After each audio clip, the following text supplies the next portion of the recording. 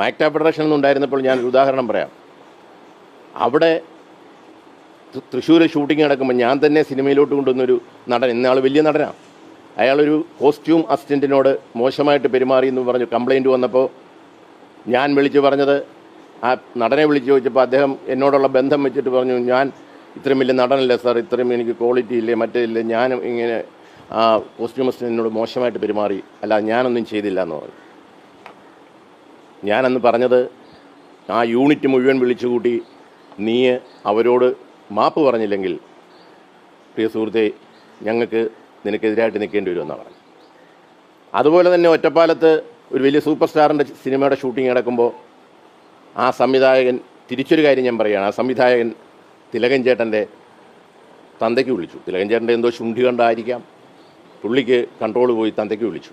എന്നോടന്ന് വിളിച്ചു പറയുന്നത് എൻ്റെ സുഹൃത്തായപ്പോഴത്തെ നടൻ നമ്മുടെ സാധിക്കാണെന്ന് തോന്നുന്നു, എൻ്റെ ഓർമ്മ. ഞാൻ വിളിച്ചു പറഞ്ഞു, തിലകൻ ചേട്ടനെ വിളിച്ച് സമാധാനിപ്പിച്ചു. ഞാൻ ആ സംവിധായകനോട് പറഞ്ഞു, നിങ്ങൾ ഇത്രയും സീനിയറായി നടൻ എന്ത് ശുണ്ഠി കാണിച്ചാലും നിങ്ങൾ പറഞ്ഞ് ശരിയല്ല, മാപ്പ് പറയണമെന്ന് പറഞ്ഞു. ആ സംവിധായകൻ്റെ വാശി ഇപ്പോഴും ഉണ്ട് എന്നോട് കാര്യത്തിൽ. അദ്ദേഹം ഇന്ന് വലിയ സംഘടനയുടെയൊക്കെ വലിയ ഗവൺമെൻറ് തലപ്പത്തുണ്ട്. ഞാൻ പറഞ്ഞു വന്നത്, അങ്ങനെയുള്ളൊരു സംഘടനയാണ് ഇവർ അന്ന് തകർത്തത്, 2 വർഷം തികയുന്നതിന് മുമ്പ് തകർത്തത്. ഇന്നത്തെ പത്രത്തിൽ അതിൻ്റെ ന്യൂസ് വന്നുകൊണ്ടാണ് ഇത് വീണ്ടും എനിക്ക് നിങ്ങളുടെ മുന്നിൽ പറയണമെന്ന് തോന്നിയത്. തീർച്ചയായിട്ടും ഇത്രയും നാൾ ഈ റിപ്പോർട്ട് പുറത്തു വിടാതിരുന്നതിൻ്റെ കാരണം എന്താണെന്ന് എനിക്കിപ്പോൾ ബോധ്യമാകുന്നു.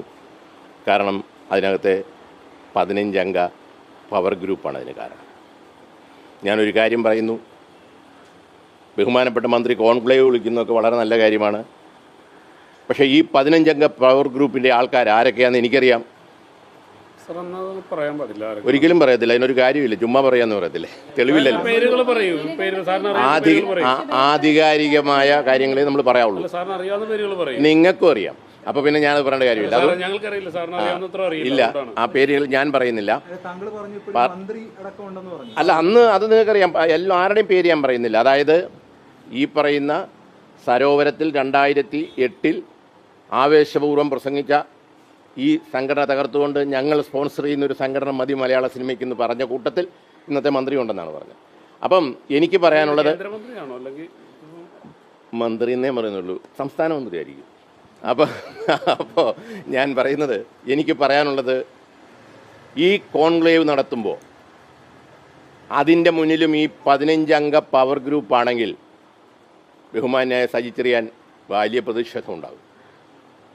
ഇതുവരെ ഞാൻ വിട്ടുനിന്ന് നിങ്ങളെല്ലാം കൂടി എന്നെ ഇല്ലാതാക്കാനായിട്ട് ഫുൾ സപ്പോർട്ട്, ഞാൻ ഇവിടുത്തെ സർക്കാർ ഉൾപ്പെടെ എനിക്കെതിരെ ഇത്രയും വലിയ വിലക്ക് വന്നിട്ട് സുപ്രീം കോടതി വരുന്നിടം വരെ ഇവർക്കാർക്കും അറിയില്ലല്ലോ.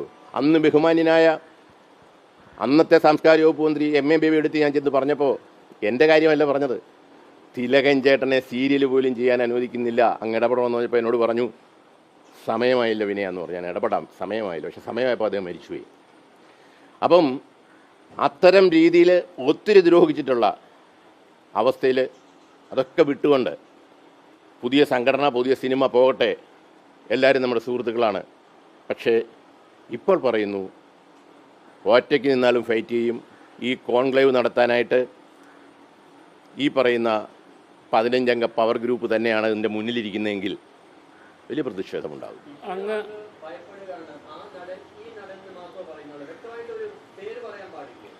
ഹേമ കമ്മീഷൻ പറയാത്ത പേര് ഞാൻ പറഞ്ഞ് കുളവാക്കാനായിട്ട് താല്പര്യപ്പെടുന്നില്ല. അതാണ് ഇപ്പം ഞാൻ പറഞ്ഞാൽ, ഞാൻ അന്ന് തൊട്ട് ഇന്ന് വരെ നിങ്ങൾക്കറിയാം 10, 15, 20 വർഷമായിട്ട് ഇവരെ എതിർക്കുന്ന ഒരു സംവിധായകൻ. എൻ്റെ വായിന്നത് വന്നിട്ട് അവർക്ക് നിങ്ങൾക്കറിയാം അതിൻ്റെ മറുപടി എന്തായിരിക്കും കൗണ്ടർ വരുന്നതെന്ന്. ഇയാളിത് പറയും, ഇയാൾ ഞങ്ങളുടെ ശത്രുവാണ്. അതുകൊണ്ട് തന്നെ ഞാൻ പറയുന്നു, അത് വേറെ രീതിയിൽ ഇപ്പം ഇത്രയും നിങ്ങളുടെ മുന്നിൽ വന്നല്ലോ, വരും. എനിക്ക് ഇക്കാര്യത്തിൽ ഞാനൊന്ന് തുറന്നു പറയുന്നു, ഈ പറയുന്ന ഹേമ കമ്മിറ്റി റിപ്പോർട്ടും പ്രകാരമുള്ള നടപടി ഉണ്ടാകണം, ചർച്ചകൾ വേണം. ആ ചർച്ചകൾക്ക് മുന്നിലും അദ്ദേഹത്തിനറിയാമല്ലോ, ബഹുമാന്യായ സജി ചെറിയാൻ അറിയാതിരിക്കുമല്ലോ ഈ 15 അംഗ പവർ ഗ്രൂപ്പ്.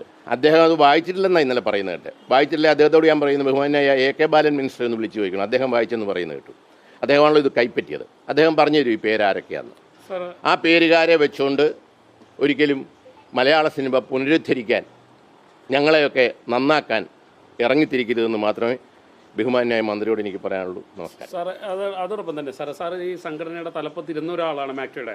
അപ്പോൾ സാറിന്റെ കാലഘട്ടത്തിൽ ഈ സ്ത്രീകൾക്കെതിരെ ഇങ്ങനെ അധിക്ഷേപവും ആക്രമണങ്ങളും ഉണ്ടായിട്ടുണ്ടോ? ഉണ്ടായിരുന്നു. പക്ഷേ ഒരു ആരോപണം എന്നുള്ള നിലയിൽ ഞങ്ങളുടെ മാക്ട ഫെഡറേഷനിൽ വന്നിരിക്കുന്ന ചെറിയ ആരോപണങ്ങൾ ചില ജൂനിയർ ആർട്ടിസ്റ്റുകൾക്ക് പെൺകുട്ടികൾക്കെതിരെയായിരുന്നു. അതിന് ശക്തമായ നടപടിയെടുത്തു. തീർച്ചയായും. അല്ല, നടിമാർക്കെതിരെ ഇല്ല, അങ്ങനെ അത് വരാനായിട്ട് ഞങ്ങൾ ടെക്നീഷ്യന്മാരുടെ സംഘടനയാണല്ലോ. സത്യത്തിൽ അത് നോക്കേണ്ടതും അതിന് നടപടിയെടുക്കേണ്ടതൊക്കെ താരസംഘടനയാണ്. ഞാനൊന്ന് തുറന്നു പറയാം, മലയാള സിനിമയിൽ ഒത്തിരി സംഘടനകളുണ്ട്. എല്ലാം വലിയ ശക്തമാണ്, വലിയ ഫണ്ടുള്ളവരാണ്. ഈ സംഘടനകൾ ശക്തമായിട്ട് നിലപാടെടുത്താലേ ഈ ഇൻഡസ്ട്രി, ഇപ്പോൾ കേസോ അല്ലെ മറ്റുള്ള കണക്കല്ലല്ലോ, ഇൻഡസ്ട്രി മുന്നോട്ട് പോകണം. മലയാള സിനിമ കോടികൾ ഈ സംസ്ഥാനത്തിന് നൽകുന്ന ഒന്നാണ്. എൻ്റെയൊക്കെ ചോറാണ് മലയാള സിനിമ. ഞാൻ പിന്നെ ഫൈറ്റ് ചെയ്തതിൻ്റെ വ്യക്തിത്വമായിരുന്നു. ഞാൻ കോംപ്രമൈസ് ചെയ്തിട്ട് കീഴടങ്ങുന്നില്ല. പാലാരിവട്ടത്ത് തട്ടുകട കിട്ടാലും ഞാൻ ജീവിക്കുമെന്ന് ഞാൻ പറയാൻ കാര്യം അതിൻ്റെ എൻ്റെ ഒരു നിലപാടായിരുന്നു. പക്ഷേ ഒത്തിരി പാവപ്പെട്ടവർ 100,000-ഓളം പ്രത്യക്ഷമായിട്ടും പരോക്ഷമായിട്ടും വർക്ക് ചെയ്യുന്ന ഈ മേഖല തകർക്കരുത്. അതിന് ശക്തമായ നിലപാടുമായിട്ട് മുന്നോട്ട് പോകണം. സംവിധായകർക്ക് നടിമാർ വഴങ്ങണമെന്നുള്ളതായിരുന്നു പറഞ്ഞു വെച്ചിരിക്കുന്നത്. അതായത് സാറിൻ്റെ കാലത്തും അതൊക്കെ ഉണ്ടായിരുന്നു. അതിപ്പോൾ ബഹുമാനിയ ശാരദ തന്നെ പറഞ്ഞിട്ടുണ്ടല്ലോ. കാര്യത്തിൽ ഞാൻ പറയേണ്ട കാര്യമൊന്നുമില്ല. Okay, thank you.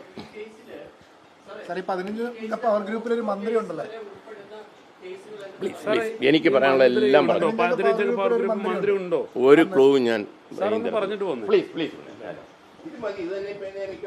അടുത്ത വിലക്കാവും. 19-ാം നൂറ്റാണ്ട് കഴിഞ്ഞിട്ടൊരു പടം, അത്രയും നല്ലൊരു പടം വന്നിട്ട് പുതിയൊരു പടം ചെയ്യാൻ എനിക്ക് പറ്റുന്നില്ല. അവരെൻ്റെ പുറകിലുണ്ട്, അത് നിങ്ങൾക്കറിയാമോ?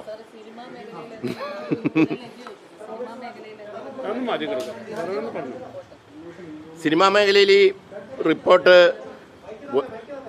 റിപ്പോർട്ട് സിനിമാ മേഖലയിൽ വലിയ മാറ്റങ്ങളൊന്നും ഉണ്ടാക്കുമെന്നൊന്നും ഞാൻ പ്രതീക്ഷിക്കുന്നില്ല. പക്ഷെ ഒന്നുണ്ട്, പഴയതുപോലെ തെമ്മാടിത്തരം കാണിക്കാനുള്ള ആ ഒരു ബലം കുറച്ച് കുറയും. അതുതന്നെ നല്ല കാര്യമാണ്.